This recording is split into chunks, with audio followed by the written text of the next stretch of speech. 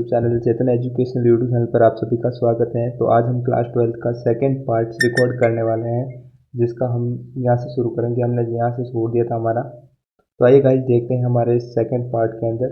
इन उपयोगों के अनुसार संपूर्ण आत्मनिर्भरता हासिल करने में लागत प्रभावी एवं विश्वसनीय प्रमोशक प्रणालियाँ विकसित करना आवश्यक था, जो ध्रुवीय उपग्रह प्रमोशक रॉकेट PHLV के रूप में उभरी। प्रतिष्ठित PHLV अपनी विश्वसनीयता एवं लागत प्रभावी होने के कारण विभिन्न देशों के उपग्रहों का सबसे प्रिय वाहक बन गया, जिसने पहले कभी न हुए ऐसे अंतर्राष्ट्रीय सहयोग को बढ़ावा दिया। भूत तुल्यकाली उपग्रह प्रमोशक रॉकेट GHLV को अधिक भारी और अधिक मांग वाले भूतुल्यकारी संचार उपग्रहों को ध्यान में रखते हुए विकसित किया गया। प्रौद्योगिकी क्षमता के अतिरिक्त इसरो ने देश में विज्ञान की शिक्षा में भी योगदान दिया है। अंतरिक्ष विज्ञान के तत्वाधान के सुदूर संवेदन, खगोलिकी तथा खगोल भौतिकी, वायुमंडलीय विज्ञान तथा सामान्य कार्यों में अंतरिक्ष विज्ञान के लिए विभिन्न समर्पित अनुसंधान केंद्र तथा स्वायत्त संस्थान कार्यरत हैं। वैज्ञानिक परियोजनाओं सहित इसरो के अपने चंद्र तथा अंतरिक्ष मिशन वैज्ञानिक समुदाय को बहुमूल्य आंकड़ा प्रदान करने के अलावा विज्ञान शिक्षण को बढ़ावा देते हैं, जो कि विज्ञान को समृद्ध करता है। 2 मिनट रुक जाइएगा इस यहाँ पर।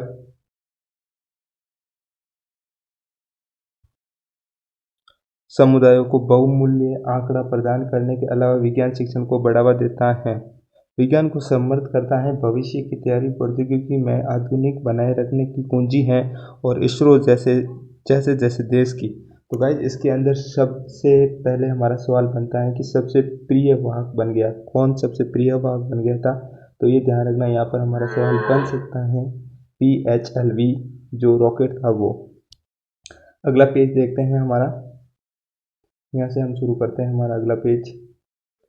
आवश्यकता एवं आकांक्षाएं बढ़ती हैं, अपनी प्रौद्योगिकी को इष्टतमी बनाने व बढ़ाने का प्रयास करता है। इस प्रकार इसरो ने भारी वाहक प्रमोशित समन्वय अंतरिक्ष उड़ान परियोजनाओं, पुनर्उपयोगी प्रमोशक रॉकेटों, सेमी क्रायोजेनिक इंजन, एकल तथा 2 सरणी कक्षा SHTO एवं THTO रॉकेटों आदि अंतरिक्ष विज्ञान के लिए उपयोगी सामग्री का विकास एवं उपयोग किया तथा लगातार इस दिशा में विकास की ओर अग्रसर है। इस बात को सिद्ध करने के लिए कि उपग्रह प्रणाली राष्ट्रीय विकास में अपना योगदान दे सकती है, इसरो के समक्ष ये स्पष्ट धारणा थी कि अनुप्रयोग विकास की पहल में अपने स्वयं के उपग्रहों की प्रतीक्षा करने की आवश्यकता नहीं है। शुरुआती दिनों में विदेशी उपग्रहों का प्रयोग किया जा सकता है, हालांकि एक पूर्ण विकसित उपग्रह प्रणाली के परीक्षण से पहले राष्ट्रीय विकास के लिए दूरदर्शन माध्यम की क्षमता को प्रमाणित करने के लिए कुछ नियंत्रित परीक्षणों को आवश्यक माना गया। तदनुसार किसानों के लिए कृषि संबंधी सूचना देने हेतु टीवी कार्यक्रम कृषि दर्शन की शुरुआत की गई, जिसकी अच्छी प्रतिक्रिया मिली। अगला तर्कसंगत कदम था उपग्रह अनुदेशात्मक टेलीविजन परीक्षण साइड, जो वर्ष 1975 से 76 के दौरान विश्व में सबसे बड़े समाजशास्त्रीय परीक्षण के रूप में सामने आया। इस परीक्षण से 6 राज्यों के 2400 ग्रामों के करीब 2 लाख लोगों को लाभ पहुंचा तथा इससे अमेरिकी प्रौद्योगिकी उपग्रह ATS-6 का प्रयोग करते हुए विकास आधारित कार्यक्रमों का प्रसारण किया गया। एक वर्ष में प्राथमिक स्कूलों के 50,000 विज्ञान के अध्यापकों को प्रशिक्षित करने का श्रेय साइड को जाता है। साइड के बाद वर्ष 1977 से 1979 के दौरान फ्रैंको जर्मन सिम्फोनी उपग्रह का प्रयोग करते हुए इसरो तथा डाक एवं तार विभाग (PAT) की एक संयुक्त परियोजना उपग्रह दूरसंचार परीक्षण परियोजना स्टेप की शुरुआत की गई। दूरदर्शन पर केंद्रित साइट के क्रम में परिकल्पित स्टेप दूरसंचार परीक्षणों के लिए बनाया गया था। स्टेप का उद्देश्य था घरेलू संचार हेतु भूतुल्यकाली उपग्रहों का प्रयोग करते हुए प्रणाली जांच प्रदान करना, विभिन्न भूखंड सुविधाओं के डिजाइन, उत्पादन, स्थापना, प्रसंचालन तथा रखरखाव में क्षमताओं तथा अनुभव को हासिल करना तथा देश के लिए प्रस्तावित प्रचालनात्मक घरेलू उपग्रह प्रणाली इनसैट के लिए आवश्यक स्वदेशी क्षमता का निर्माण करना। साइट के बाद खेड़ा संचार परियोजना (KCP) की शुरुआत हुई, जिसने गुजरात राज्य के खेड़ा जिले में आवश्यकता अनुसार तथा स्थानीय विशिष्ट कार्यक्रम प्रसारण के लिए क्षेत्र प्रयोगशाला के रूप में कार्य किया। KCP को सन 1984 में कुशल ग्रामीण संचार सक्षमता के लिए यूनेस्को IPDC संचार के विकास के लिए अंतर्राष्ट्रीय कार्यक्रम पुरस्कार प्रदान किया गया।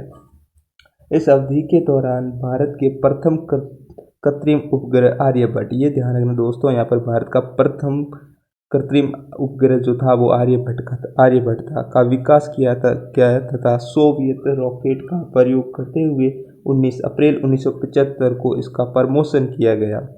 दूसरी प्रमुख उपलब्धि थी निम्न भू कक्षा LEO में 40 किलोग्राम को स्थापित करने की क्षमता वाले प्रथम प्रमोशन रॉकेट HLV-3 का विकास करना, जिसकी पहली सफल उड़ान सन 1980 में की गई। HLV-3 कार्यक्रम के माध्यम से संपूर्ण रॉकेट डिजाइन सामग्री, हार्डवेयर, सॉफ्टवेयर, ठोस नादन, प्रौद्योगिकी, नियंत्रण, ऊर्जा संयंत्र, उड़न की रॉकेट समय जांच तथा प्रमोशन प्रसारण के लिए सक्षमता का निर्माण किया गया। हमारे अंतरिक्ष कार्यक्रम में उपग्रह को कक्षा में स्थापित करते हेतु उपयुक्त नियंत्रण तथा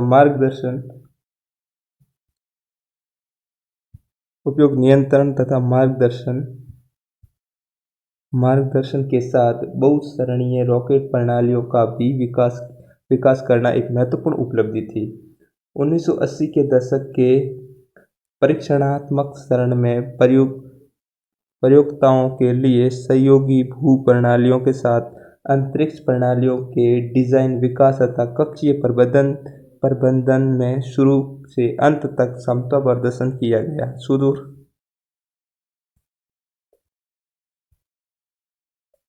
सुदूर संवेदन के क्षेत्र में भास्कर एवं ठोस कदम थे, जबकि भावी संचार उपग्रह प्रणाली के लिए एरियन यात्री नित भार परीक्षण एप्पल अग्रदूत बना। ठीक है।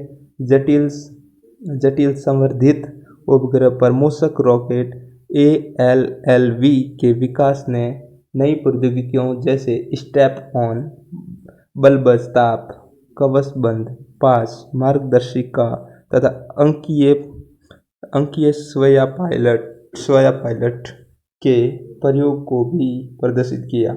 इससे जटिल मिशनों हेतु प्रमोशक रॉकेट डिजाइन की कई बारीकियों को जानने का मौका मिला, जिससे PHLV तथा GHLV जैसे प्रचालनात्मक प्रमोशन रॉकेटों का निर्माण किया जा सका। तो गाइस, आज इतना ही। मिलते हैं अपने नेक्स्ट वीडियो के अंदर। अगर आपको वीडियो अच्छा लगे तो लाइक एंड चैनल को सब्सक्राइब जरूर करें। Bye bye, take care.